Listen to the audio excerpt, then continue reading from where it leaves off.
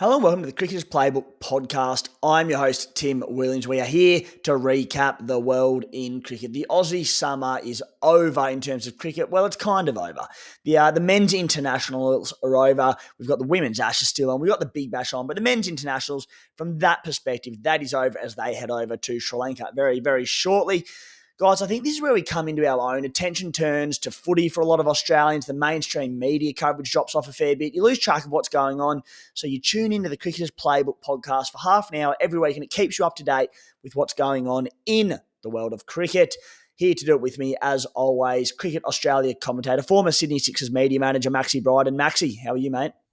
I'm well, Tim, mate. Very excited to still be here. And as you said, this is when we really get into our work. I know for me, cricket's a 12-month of the year passion. So excited to chat about it all with you today.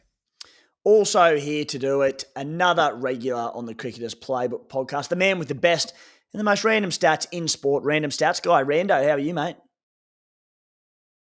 Good, mate. Been soaking up the Big Bash of late. Absolutely loving it with not much else on the screens. And the Women's Ashes as well has also been keeping me entertained. A little precursor in seeing Australia dominate the Poms over on our shores. Oh, imagine if we whitewash them in the women's and then the men come over at the end of the year and we whitewash them and we do the double. It'd just be the ultimate bragging rights. And look, let's be fair, it's probably going to happen. We're on track. Guys, if you're watching the show on YouTube, like, comment, subscribe, do all that good stuff to support the podcast. If you disagree with something, let us know. Jump in the comments and absolutely feed us. If you're on Spotify, Apple, whatever that might look like, wherever you're coming from, subscribe and like the channel. On today's show, we're going to preview the Australia v Sri Lanka Test series upcoming. 2 tests over there in Sri Lanka, all the major talking points and what's at stake, more so for Australian players rather than the team itself, with the spot in the World Test Championship already secured. The appeal this week, should the Big Bash have no finals? That sounds ludicrous, but the boys are going to go toe-to-toe on that, and I think there's some pretty decent arguments to be made around that. We'll get to that shortly, of course. We'll be looking as well at the Sri Lankan danger men for that series to get people up to scratch there. They're a little bit Aussie cricket-centric because there's some terrific cricketers over there that we have to worry about. The Wisden Team of the Year was named during the week, with no Australians or South Africans. The 2 teams in the World Test Championship final, none of them made the cut. We're going to have a chat about that team and read that out. A little bit of a chat about the women's Ashes and the Aussie dominance there. Rando stats trivia. He collates some of the best data in sport. He finds the absolute best of it, turns it into trivia. Maxi Bryden looking to go back-to-back for the first time this summer. We then go into the best performances in world cricket over the past week to name our World 11, with a race to the mace heating up as we come to the end of the Australian summer of cricket. Just on the Big Bash, we did a show about 3 or 4 weeks ago. We spoke about the Melbourne Stars being one of the worst organisations in world cricket, Maxi, and world sport. Like, with this stellar roster, how they just can't win a game, what's going wrong with them. Maxi, they haven't lost a game since, and they're now in the finals. So, egg on our faces, mate. A little bit, but look, I would just like to think that maybe they tuned in and took some of our advice. Probably. So let's go with that. We'll do that. Guys, let's get into the Australia versus Sri Lanka preview. And as I mentioned earlier, wanting to know what you always think is at stake for Australia. It's essentially, a dead rubber is a bad way to look at Test cricket, but since the introduction of the World Test Championships, we've already qualified. So in reflection of and looking towards the World Test Championship, it is kind of a dead rubber. But it's Test cricket. We love it. We want to win. We want to win on Sri Lankan soil. But there's so much at stake, boys, for players in this series, especially looking forward to spots in the World Test Championship final. So, Maxi, I'll throw to you firstly, mate. What do you think's at stake for some of these players here, and what have you found? Yeah, thanks, Tim. Look, I think before I dive into the specific players, I'll just add that I absolutely love watching Test cricket in other parts of the world. Just the different types of conditions that we get to experience, and in particular, like these spinning decks. There's a lot of people who just think that it's rubbish, but the fact that you get a contest between bat and ball every single delivery, I think, makes it absolutely captivating TV. And the first guy I think that's got a lot at stake is actually Steve Smith, and the reason being is that with Pat Cummins not going on tour, with the expected arrival of his second child to his wife Becky, this is Steve Smith's opportunity, and it could be his last opportunity to skipper the Australian Test side. And I think a lot of people forget that many years ago, prior to his ban after the sandpaper debacle, that he was the unchallenged leader of Australian cricket. And this is a guy who could have been skipper of the Australian Test team for as long as anyone that we've ever had. But people now will, and his legacy, I think, as a leader is really on the line. If Steve can go over there, lead this team fantastically around Sri Lanka, score runs, and potentially eke out a victory in what's going to be really difficult conditions for the Australian team, I think he stands to benefit. But if this is a tour that doesn't necessarily go the Australian team's way and doesn't go his way, then I think people will forget about his leadership and just what a great tactician that he was during those many years that he did lead the Australian team.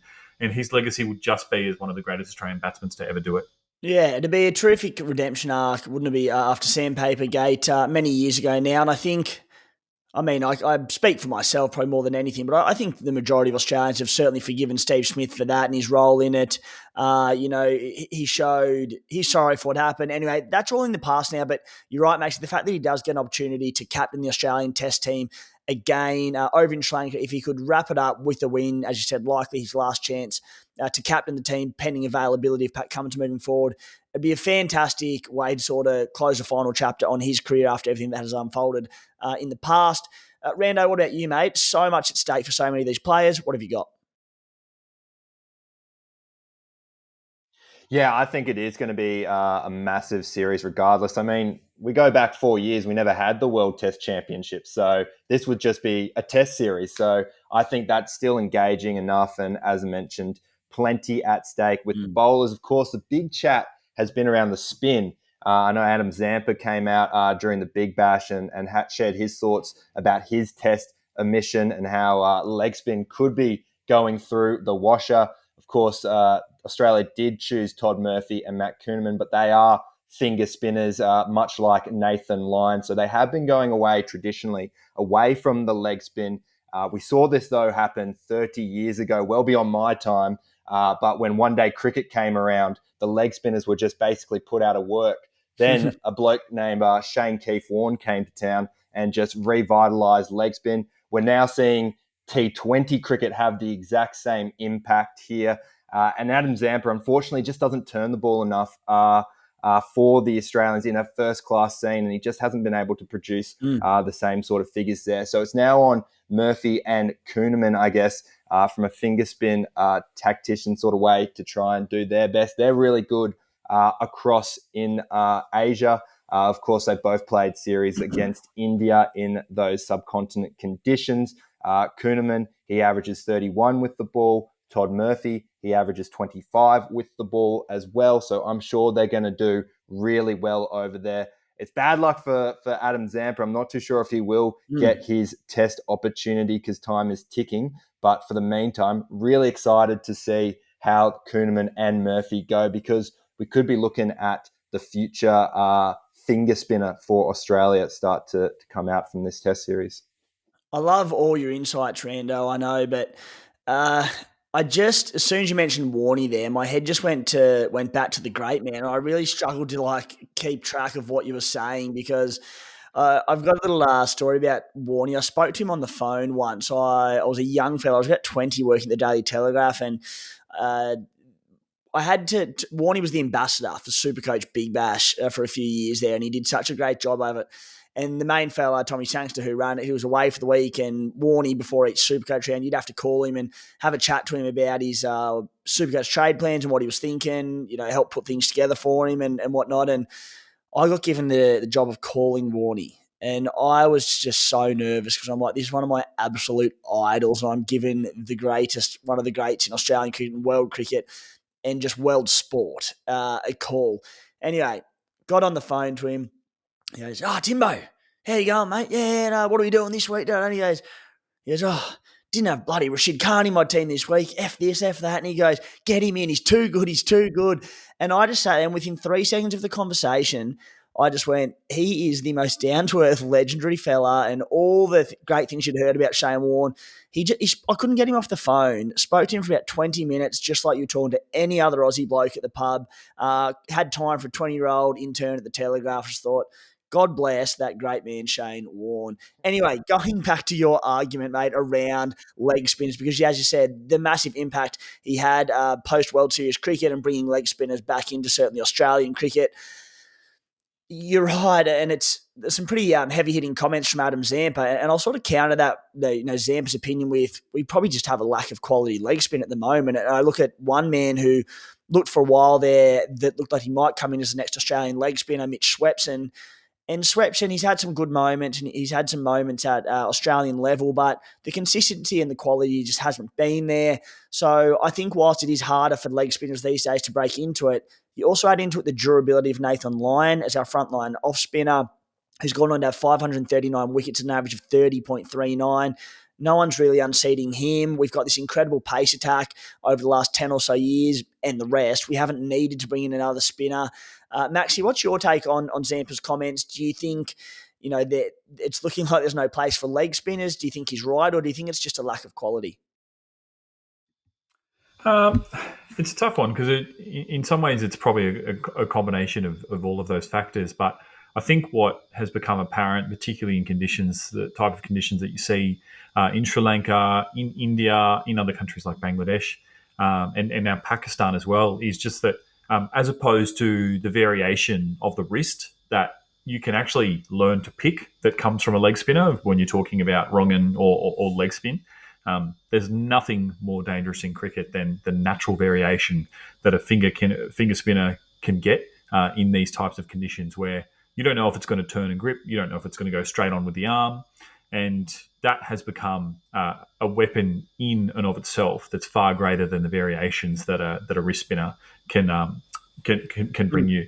And in particular, the success that we have seen in recent years of left arm orthodox spin and just its natural ability to challenge the stumps on every delivery. Like, it's basically a cheat code in these conditions. So I think in some ways I do agree with Adam Zampa, but I would encourage the young whippersnapper to keep it up because I think he's got a big future in the white ball game. One for me coming out of it, boys, that will come out of it, I should say, and one thing I'm really looking forward to, like the rest of Australia and the world of cricket, is Sam Konstas. I think there's a lot on the line here, and I think there's a lot of people that would probably disagree, and I know you boys probably will as well, but Sammy Konstas, realistically, not say he hasn't had more than one important innings for Australia, because he's made a couple of starts, particularly in that Sydney Test, that was really crucial in that final innings to wrap up the Border Gavaskar series against India, but really he's had one good Test innings. And that was the 60, that infamous now opening morning of Boxing Day against India. He then went 8, 23, 22. He goes over to Sri Lanka. If he has 4 failures over there, can't get any runs in Shield cricket, and I'm sure he will. There'll be runs. He's a freak talent. But then you've got this one-off test with everything on the line against South Africa in the middle of the year at Lords in England, in conditions that I assume he's probably never faced before. He may have played a little bit in England, I'm not sure, but he's very young. So I'm going to say probably not there. There's a lot of risk in it. So I just think there's a lot on the line for Sam Konstas, who's more than likely going to be in that test, the World Test Championship final, opening the bat. But if other players in between now and then make some runs, some red ball runs, obviously in particular, I just think Konstas has to lock down this spot, Maxi. How do you feel about it? I think that you raise a valid point, but I think the bigger sort of question here is, does he even fit into our plans in Sri Lanka? Well, yeah. We saw the last time that we went to India that Travis Head got elevated from his position at number 5 to open the batting, and I fully expect Australia to do the same, kind of to have that little fight fire with fire approach to the top of our order against what's going to be spin bowlers opening the bowling in these matches. So if he does come out here and he doesn't play, then that's fine. It probably protects his reputation. But I'm not too worried about Konstas in the long term, and with particular a view of the World TC. I reckon he's going to be fine. The reason being is that I think that what he's demonstrated so far in his career isn't necessarily just this brash, vulgar shot maker that he was in this series. I think what we're seeing with this player is a guy who's a thinker of the game and a problem solver, which is often the words that we associate with Steve Smith. Like the reason that he went about playing Jasprit Bumrah the way that he did, and the reason that he had success, is because he was prepared to try something that no one else had done. And I think that whether or not he plays in Sri Lanka, whether or not he is to succeed in Sri Lanka, This guy's got the tools to succeed long-term in Australian cricket, and I think that we should definitely expect to see him in that World Test Championship final. Yeah, it'd be very fascinating how they do pick that the squad for Sri Lanka, or the team, I should say, in the starting 11 for the Sri Lanka Test, because I don't want to play it down as if I don't care about the result, because I absolutely care about the result, and I want to win 2-0 in Sri Lanka as much as any Australian, but I also think it's an excellent opportunity with nothing on the line in terms of the World Test Championships, rankings and leaderboard, that just to give blokes opportunities. And Sam Konstas, who's going to be a constant fixture for a long time, maybe our best 11 in terms of players that can play spin, experience on the subcontinent, etc., is Travis Head opening and Konstas out. Give the bloke some experience on the subcontinent. I just think they're mad if they don't pick him, and maybe they don't, but I think they will, and it's extra time at the crease in Test cricket level against these international bowlers heading into the World Test Championship final. I think you're right, Max. If he doesn't play in it, I think it protects his spot for the World Test Championship final, but I'd be picking him and giving him a chance. Rando, just before we move on from the Australians, I think it's also a great opportunity to for Australian spinners to press their case for life after Nathan Lyon. Toddy Murphy, Matt Kuhneman, it's subcontinent. They're both going to get opportunities likely, depending on how many spinners they run with and across the two tests, but it's very different conditions coming back to Australia, going to England, etc. We know that, but these blokes have a chance to go, no. When Nathan Lyon moves on, or when Nathan Lyon gets injured, or whatever it might be, to go, no, I'm the next man up. What do you think? Yeah, I definitely think this is a huge opportunity. I think Kuhneman, actually, from what I've been hearing in reports, is that he might be coming into Sri Lanka with a bit of an injury, stuff from that big bash. So I think Todd Murphy will definitely get the first opportunity here. And to be honest, I am leaning towards who we were calling Goggles in the pregame as the man to take over here. One, what a face, what a brand. You can put that on a billboard. Not saying Kuhneman isn't a good-looking bloke, but I'm telling you, that Todd Murphy, that is going to get people into cricket for sure. But also, he has been able to bowl in England. He's done it before too. They've taken a gamble on him. So I see him as the lead runner here. So unfortunate for Kuhneman, unfortunately, coming into Sri Lanka with that injury. He's going to do all his best to make sure he can definitely get some overs in, because it's a huge opportunity for him to stake his claim. But I reckon Todd Murphy currently just has a foot in the door once Lyon is gone. So that's where I think the spin battle is at the moment. Fascinating one. And hopefully Matty Kuhneman is fit and ready to go and available for selection to make it a fair fight between these two guys. The Sri Lankans, 5th on the World Test Championship standings. 2 wins would put them into 3rd. I mean, it's fairly irrelevant, but that would also, I think a win and a draw would probably put them into 3rd as well on the final standings. And that could potentially put them over India, which would be huge for them as a little side battle for bragging rights. They currently have 5 wins and 6 losses in this cycle of the World Test Championships.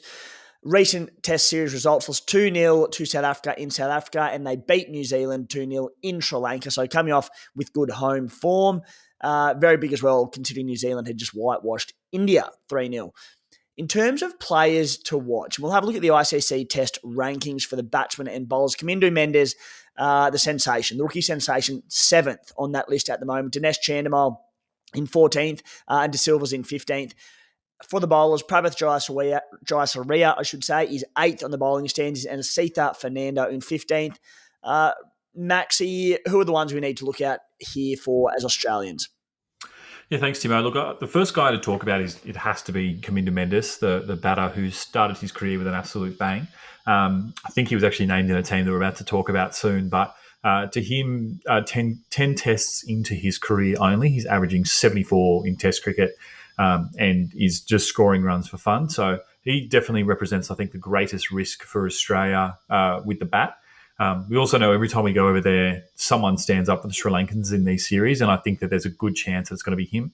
The guy with the ball who's probably going to open the bowling and worry us a lot is going to be Prabhat Jayasuriya. We know, as I just mentioned before, left-arm orthodox spin, particularly since the retirement of Matthaya Muralitharan, has been an absolute game changer for Sri Lankan cricket, and it just takes wickets for fun with that natural variation and always challenging the stumps, particularly of the right-handers. So Jai doesn't look like the typical opening bowler that us Aussies love to see, who's usually 6'5", 100 kilos, and can get the ball up to about 140 to 150 clicks. But he's just as lethal with his left arm orthodox spin. He's taken a lot of wickets, and you wouldn't tip against him being the leading wicket taker in this series as well. So they're a really interesting stride, Sri Lanka, and I look forward to getting to know a lot of the rest of the crew in this 2-match series. Mate, the best thing about it, the new faces that pop up, the new names, very, very exciting. Rando, what about yourself, mate? A few numbers around the Sri Lankans and what we can expect and look out for. 100%, and I think I'm just going to rattle off the same names as Maxi has said, because they are the two big stars that we need to really keep an eye on. First of all, Kamindu Mendes. He became the third fastest player to reach 1,000 test runs. He equaled Don Bradman's record, doing it in just 13 innings. He's in absolute red-hot form. He also became the first player in test history to score 8 consecutive test 50s. And he's the only Sri Lankan to hit 8 consecutive test 50s since the great Kumar Sangakkara as well. So he is going to be really tough, especially when he's in the crease. That is the main target we want to bowl out for Sri Lanka, and hopefully the rest will fall from there. And of course, the man coined Papa, I believe, at least that's what Crick Info tells me his nickname is, Prabha Jayasuriya. He is definitely someone you want to keep an eye on with the ball. 48 wickets in 18 innings this season. He took the second most fifers in 2024, one behind Jasprit Bumrah. So he is definitely going to be a challenge. And let us not forget, last time Australia went to Sri Lanka, he made his test debut, took 12 wickets, the fourth most by a debutant ever. So he is definitely going to be tough to navigate for the Australian batsmen who they did struggle on Australian soil, our Aussie batters. So they got to keep an eye out for him, keep their wits about him. Don't try and slog him over, because Big Papa, he's going to come and get him. All eyes on Big Papa. Boys, the first of those tests starts in 1 week's time on the 29th of January, the second test on the 6th of February. Now, over to a bit of coloured uniform cricket, the Big Bash. We're into the finals. The Hobart Hurricanes, they've secured their spot in the final. Fellas, the appeal here, the question is, should the Big Bash have no finals? And Maxi, you've got a controversial and firm opinion on this, so I'm going to let you lead the way, and I'll go into this saying that, when we do the appeal, sometimes I'm naturally going to have a bit of a biased, preconception moving into it. This one, I think the Big Bash needs a shake-up of some sort for reasons you're about to mention, but I'm completely on the fence here. So, boys, I'm all ears. Maxi, I'll start with you. What have you got? Thanks, Timothy. Well, look, let me just start by saying that no one potentially in the world loves the Big Bash as much as I do. I don't think I've missed a game in about 10 years, and if I have gone close to missing a game, then I watch the replay. And I love the Big Bash. I love context as well. And I think that the finals do potentially add a lot to any tournament. But I want to give you 2 big reasons why I think the Big Bash should have no final system. The first, you look around these teams and most of them have already lost their internationals. It's an unfortunate truth that within domestic cricket and franchise cricket leagues at the moment, that there is a lot of overlap between tournaments, particularly in this prime time of year where the Southern Hemisphere's got the great weather. The Northern Hemisphere get jealous and they're trying to schedule things to steal eyeballs and sponsorship revenue as well from us. But if you have a look at this, the league has already lost a lot of star quality in terms of the internationals that have been, very heavily marketed, particularly through the draft process to bring into their teams. The next thing is that the Australian test stars aren't here, right? We only get a little sample, a little bite size of them anyway. Steve Smith played 3 games. I think he was the most out of anybody. But right now, they've all gone already because they're in Dubai preparing for the Sri Lanka series that we just spoke about. So it's an unfortunate reality that each year the Big Bash finishes with a whimper. It starts with a bang, but without these star players and without the internationals and the Aussie players, we've got guys who are coming in and playing their first game of the season, potentially their first game of their entire Big Bash career during the final system, which for me doesn't make it the great spectacle that it should be. So I would love to see the Big Bash, if they need to squeeze it into a regular season only, I would love to see that. It would make each game more important. It would each game more viewable as well. And if there were a way to get more Aussie stars into the Big Bash as well, that would make it fantastic. So I think the final system should go.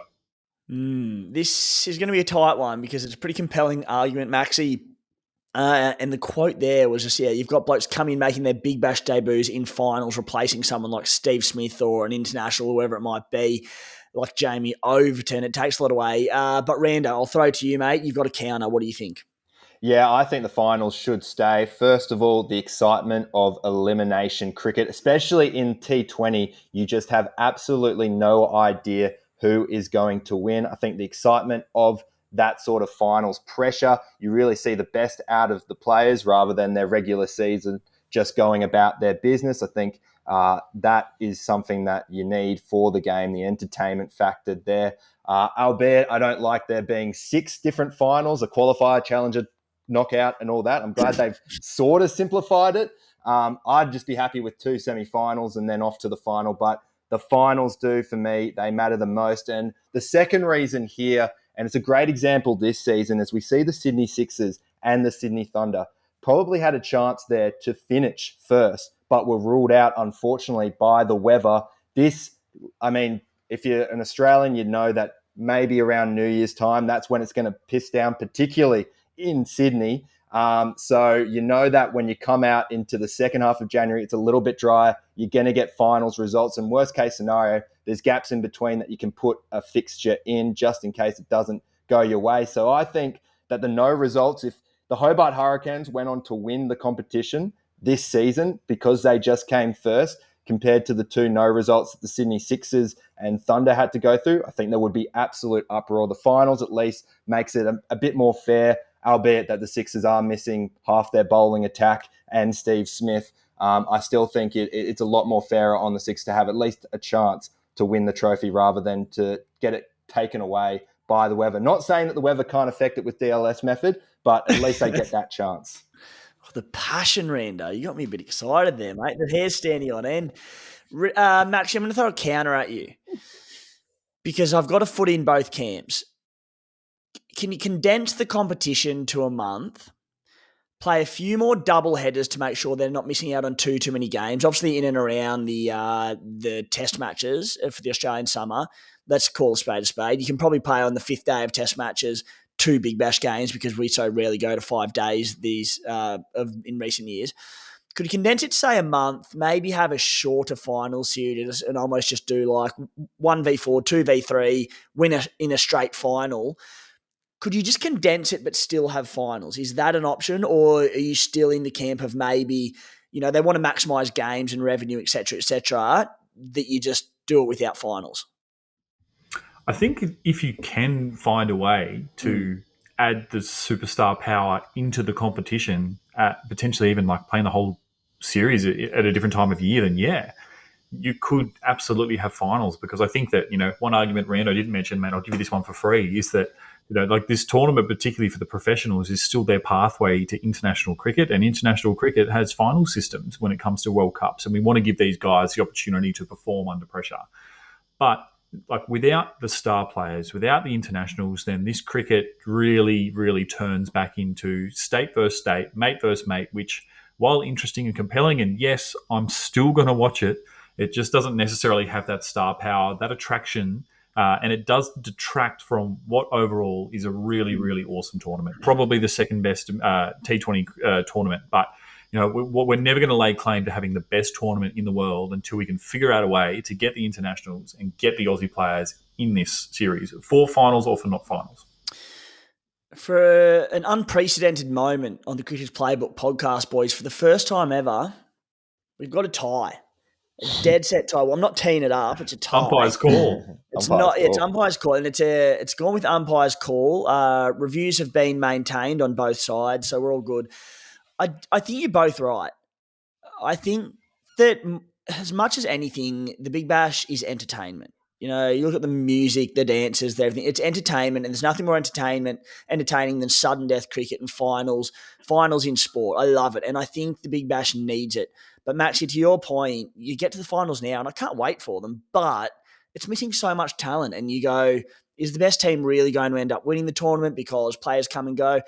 I also fully understand that this goes into roster management and planning to have players that will be there for the longevity and convincing them to sign with you all the way through until the finals, and everything comes into it. But yeah, I just think if they could condense it into that month to make sure that all the internationals stay, they get as many of the Australians, international cricketers, test cricketers as they can to be available. I think that in a nutshell is the answer. Of course, when you look at the bigger spectacle of it all and the business side of things, Cricket Australia want to maximise the amount of games for crowds, for TV rights and money. So if you're condensing it and having a few finals games, maybe they're costing themselves a few games. But yeah, it's a tie, boys. So I don't know if I want to say congratulations or commiserations either way. You couldn't get it over the line, but there's an argument to be had, and I think they need to reconsider it just a little bit. Boys, the Wisden Team of the year, the Bible of cricket, the almanac. Some would say it inspired a young rando at a very, very wee age to get involved in statistics. Wisden have named their men's Test 11 of 2024. The side was selected by a panel of 41 cricketers, and controversially, boys, there were no Australians or South Africans selected in the squad, in the 11. Yashavi Jaiswal, Ben Duckett opening, Kane Williamson, Joe Root, Harry Brook, Kamindu Mendez in the middle order, Jamie Smith wicket-keeping, a bowling attack of Ravindra Jadeja, Gus Atkinson, Matt Henry and Jasprit Bumrah. We got there, boys. Maxi, no Aussies or South Africans selected, fair or unfair? Look, I'm not sure if Wisden necessarily released their criteria, nor should they have to, right? They've earned the right to pick whoever they want. But it is a little bit on the nose to have this in such conflict to what is meant to be the pinnacle of men's Test cricket being the World Test Championship. Maybe it just speaks to the fact that at the end of the day, cricket's a team game, and it's really, really crucial that you've got more than one good player in your side. But yeah, it does seem a little bit weird that we couldn't even squeeze like a Pat Cummins or a Travis Head, like these absolute superstars of the game in there somewhere. But maybe it's a little bit of English bias that's crept in on Wisden's front. Rando, you've had a look at the numbers, and we know that cricket is it's a statistical game more often than not. It's had a bit of English bias from Wisden, coming from blokes who continuously in our World Team of the Week pick Aussies who get 40 off 50 in a Big Bash game, and they get our 3-2-1 votes. Just kidding.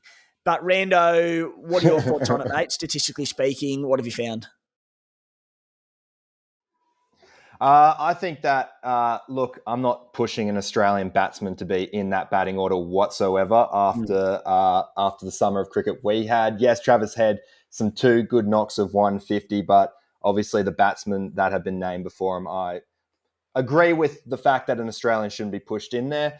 You look at the bowlers and almost you're looking at the journalists just sitting here looking at the 2024 stats and going, who were the top 3 wicket takers of the year? Boom, we'll add them in.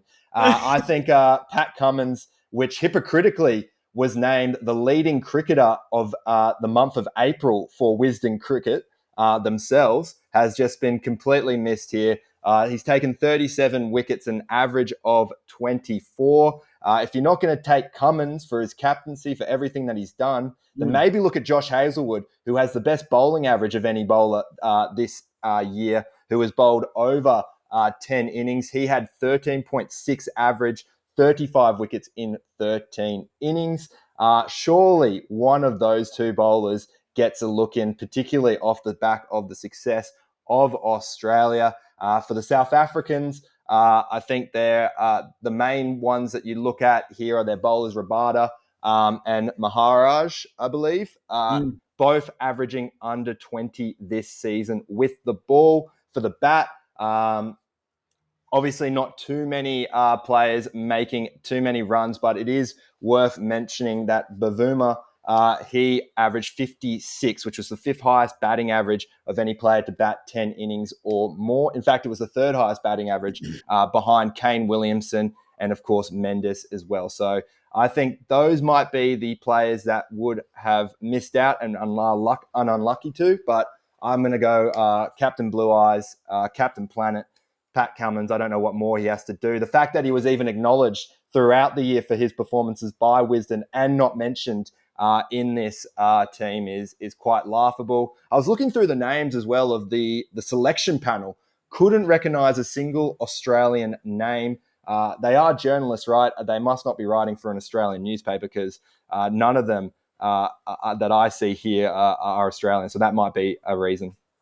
I think they might even be cricketers, mate. So I don't know what's. They'd probably pick the best of county cricket to come out and pick this team for them. I'm sure there's plenty of Poms in there. So, Wisden, look what you've done. You've created a beast in Rando, and you've got him stirred up, and you've turned against the man. You've turned against the man that you created. So just come on, be better, guys. The women's Ashes. Remarkably, not a lot to talk about here because Australia are absolutely wiping the Poms. And nice following this on after the Wisden chat because 3-0 up in the ODIs, 1-0 up in the T20s. Ash Gardner, she's been a star, 42 not out, a 2 and a century in the last game.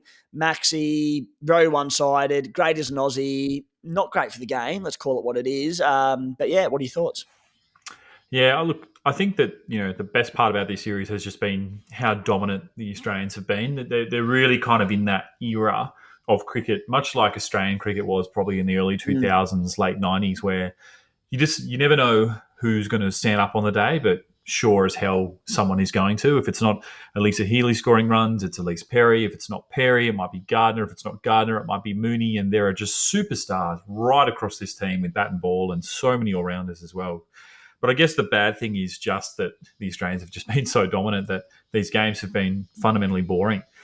This has really sort of gone from the premier matchup in women's cricket to a series that's extremely one-sided, which is disappointing because the last women's Ashes series was fantastic over in England, and in the end of that series, Australia scraped an unlikely victory in a T20 in order to retain the Ashes. But this series in itself has been pretty dull, which in itself it does hurt the spectacle. Like we all love a victory, but most of all, I think we love good, close, competitive cricket, and we haven't really been delivered much of that this series. So well done to the Australian women's team, and let's just hope that maybe they can get a little bit more competition with the next side that they're going to verse, because this series has been a bit dull. Yeah, hopefully the Poms can show a bit of ticker in the back end and the final matches to come. They're so far very one-sided. Rando, anything to add there, mate?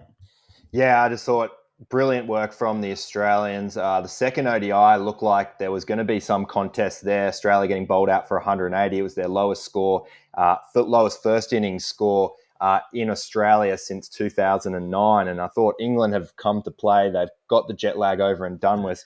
But then again, they just couldn't. I wasn't able to chase down that 180 score. And then from there, in the third ODI, they had Australia rattled. I think they were 4 for 59 at one point. And then Ash Gardner comes in, becomes the first woman ever to score an ODI 100, batting at 6, the first Indigenous woman to score a century for Australia as well.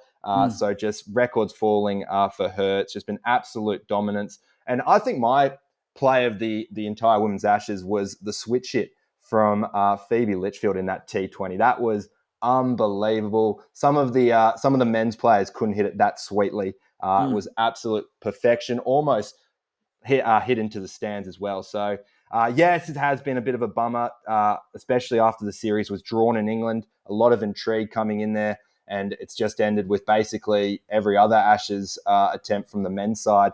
Just the media absolutely hammering into the players, and that's what we're seeing now. Well, boys, I'll get you excited. I've mentioned on this podcast before my hometown of Cooma, a small little country town in New South Wales.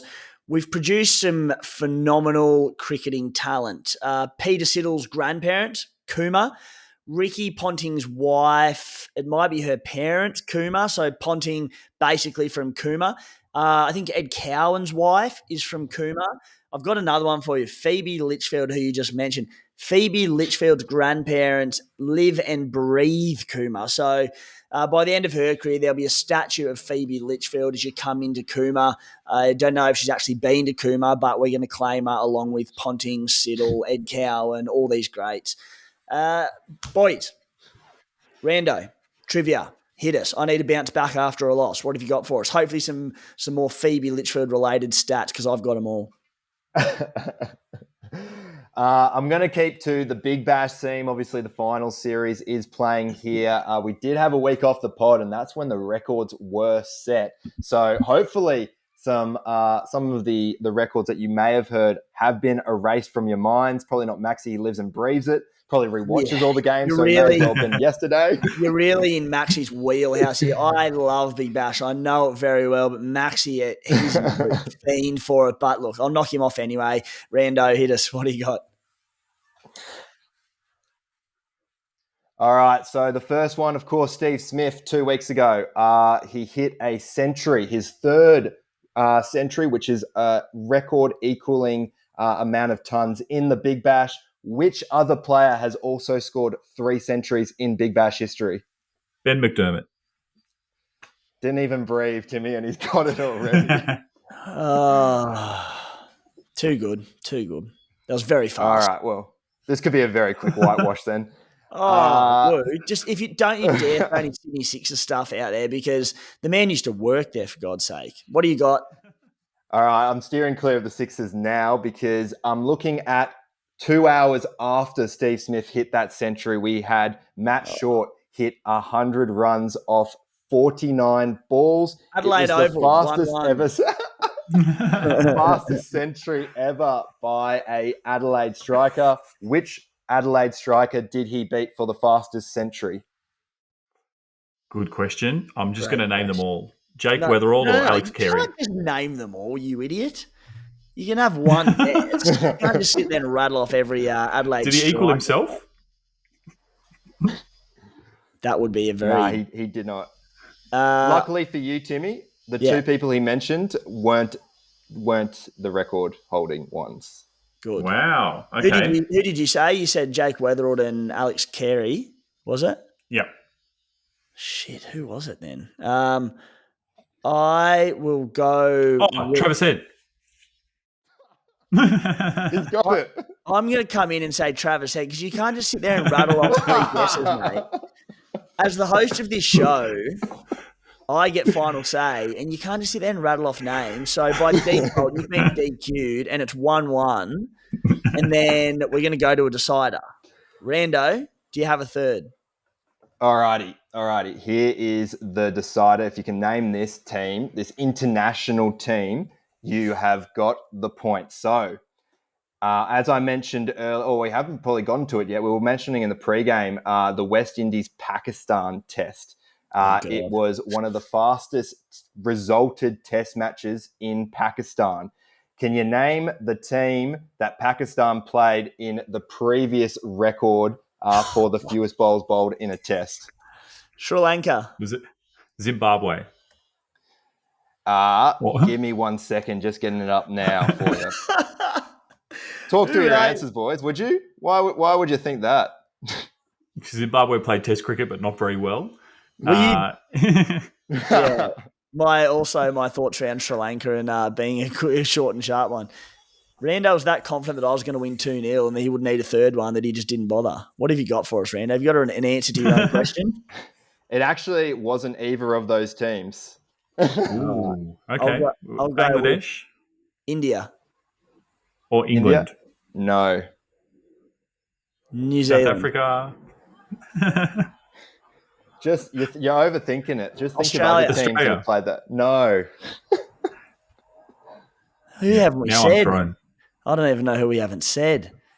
Afghanistan. No. All right. Who is it? It's the West Indies, of course. They were the last team. The only team. You even mentioned Afghanistan before West Indies. Crazy. This is going to be a one-all draw. None of you decide to win this week. I'll take a draw after my performance there, mate. Hopefully a few of the listeners did better than we did there. Guys, part 2 of the show, the World Team of the Week, the part of the show that we get you up to scratch with all the best performances in world cricket from the past week, scouring every major fixture, both domestic and international, to vote on a World Team of the Week. Granted, not a heap of international cricket. We then give our 3, 2, 1 for the best performance in the world for the corresponding week. with the votes going towards the race for the Mace. Need to put an end date on the race for the Mace as well. Maybe the start of the next Aussie summer. That's when it'll be.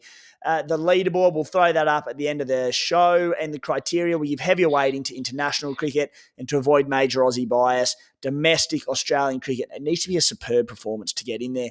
This week, we date back to January 8th. Let's start with the opening batters, boys, and we'll start with you, Maxi. What'd you find? 2 from the Big Bash this week. First one was Caleb Jewell, 76 from 49 against the Brisbane Heat, which was his highest score in the tournament, and really in a high-scoring match. That was a fantastic knock. And the other one is his opening partner, and I've called him out more for his all-round abilities, albeit he's had an awesome tournament. Mitch Owen, 1 for 20 from 3 overs, and then followed it up with 44 from 20, opening the batting. He's an absolute consensus team of the tournament pick. Don't know if it'll be good enough this week for the individual performance for our team, but yeah, Caleb Jewell and Mitch Owen are my openers this week. Rando, you've written a small essay with your nominations. Just to circle back, I had the ILT 20 tournament that started in this period, 14 games in that since then. Maxi had the BBL from Jan 12 onwards. Rando had 4 games in the BBL between Jan 9 and 11. He also had New Zealand and Sri Lanka second and third ODIs, and Pakistan and the West Indies first test. Rando, what did you find for openers?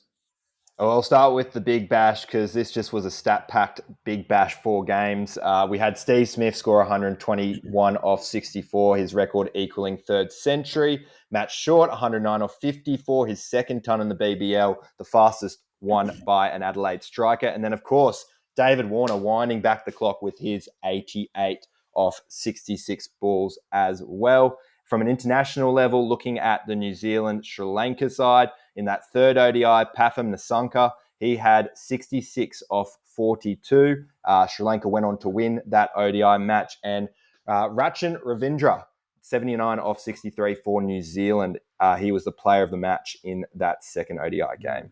Yeah, some serious performances there.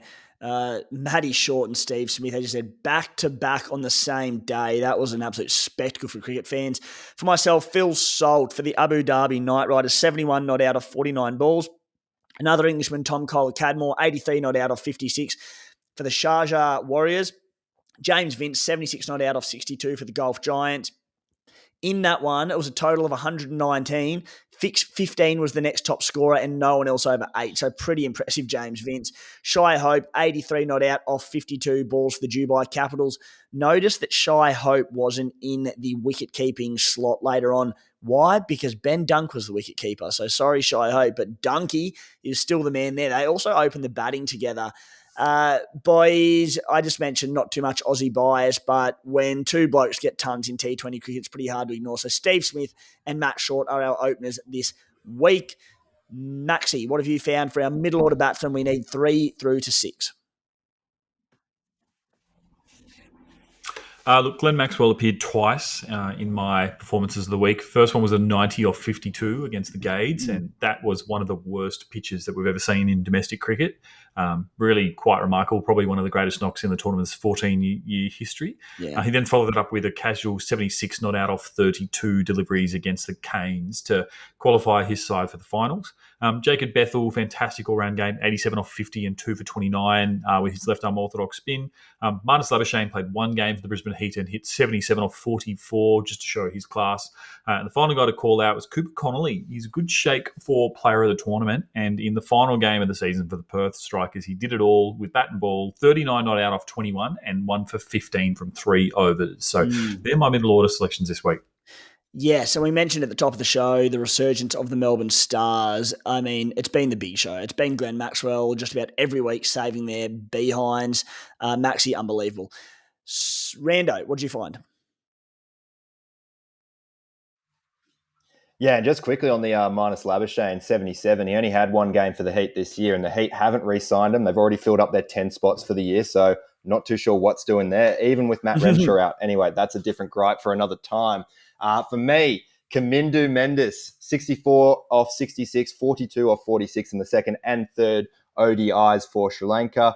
I thought he gets a shout there. Mark Chapman batting at 3 in the third ODI for New Zealand, scored 81 runs. New Zealand were bowled out for 150 in that game. So he scored well over half their runs in that one. And Tim David, 68 off 38 for the Canes.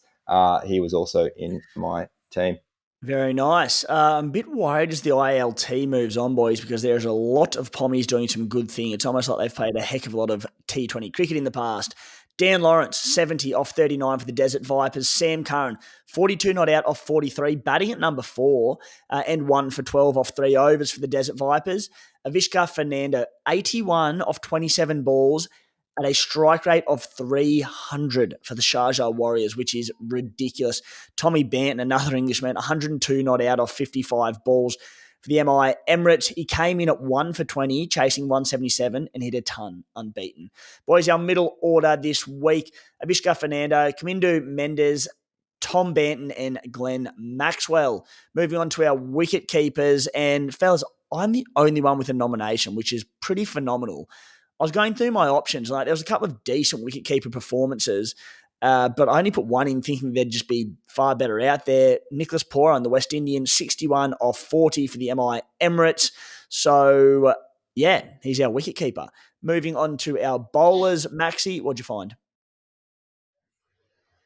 Mate, well, of course, if you recall the hammering I gave the Melbourne Stars a couple of weeks ago on the podcast, one of the big changes they made to their team was to bring in Marcus Steckity, who's a very good bowler, and he proceeded to take 15 wickets in 5 games, including 5 for 17 off 4 and 4 for 24 this week alone. So 9 wickets in less than 8 overs. He has had an amazing week. The other guy to give a shout out was actually Tom Andrews, left-arm orthodox spinner for the Sydney Thunder. Signed as a replacement player just prior to the start of the tournament after impressing in a trial while he was playing for the other team, mind you. And he came out in a low-scoring game against the Perth Scorchers and belted 37 not out off only 13 deliveries and got 1 for 20 off 3. So he was man of the match in a low-scoring game, and he was fantastic. So that's my 2 nominees, Mark Steckity and Tom Andrews. Big future for Tommy Andrews. Rando, what have you got? You got heaps. I plenty of bowlers on show for me. Jamel Warrican leads the race for all of them. He took 10 for against Pakistan, 3 for 69 the first innings, and then a 7 for 32. It's the best bowling figures by a visiting spinner in Pakistan. So incredible figures there from Warrican. Sajid Khan must have been a spinner's wicket. He killed it, 4 for 65, 5 for 50. Player of the match. I don't know how Warrican didn't get player of the match. Maybe if the Windies won, that could have been a chance, but Khan definitely deserved it. Second best in my opinion. Matt Henry, 4 for 55 for New Zealand in that third ODI to no avail, unfortunately. Mahesh Thikshana, 3 for 35 in the second ODI, 4 for 44 in that third ODI for Sri Lanka. And to finish, the full-time bowler, Darcy Short, 4 for 15 for the Adelaide Strikers against the Brisbane Heat. Das, what can the man not do? Some serious performances there as well. They'll take some beating for myself. Fazal Haq Faruqi, the Afghani for the MI Emirates, 5 for 16 off 4 overs. You're going to be hard-pressed this year finding better figures than that in a T20 clash. 5 for 16 off 4. Speaking of man of the matches, didn't get man of the match. Gulbuddin Nab had 3 for 13 in it, and he got it. So that is an absolute rort. Any punches on Faruqi, burn down the stadium, seriously. Gulbuddin Nab, we move on to him, 3 for 13 off 4.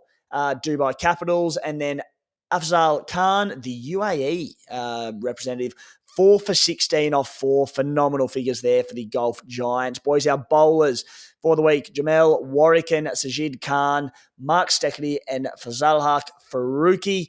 Now, our 3-2-1s for the week. It's actually about 2 weeks. I keep saying a week. It was about 2 weeks worth because we didn't have a show last week. Maxie, I'll start with you. Who'd you find? Yeah, look, 1 point, can't go past Glenn Maxwell. Scored the runs and also just won his team several matches, so that's really, really good. Sajid Khan, he gets 2 points for me. And again, he has just been in an absolute tear, particularly in home conditions for Pakistan. And my player of the week, 3 points to Jamel Warrican, who just did amazing. I think what you might not have mentioned there, Rando, was that in that second innings where he got 7 for, he also had 2 run-outs. He almost got all 10 dismissals for that inning. So he's had a fantastic week, and he gets my 3 points. West Indian goes to the top for Maxi. Rando, what about for yourself?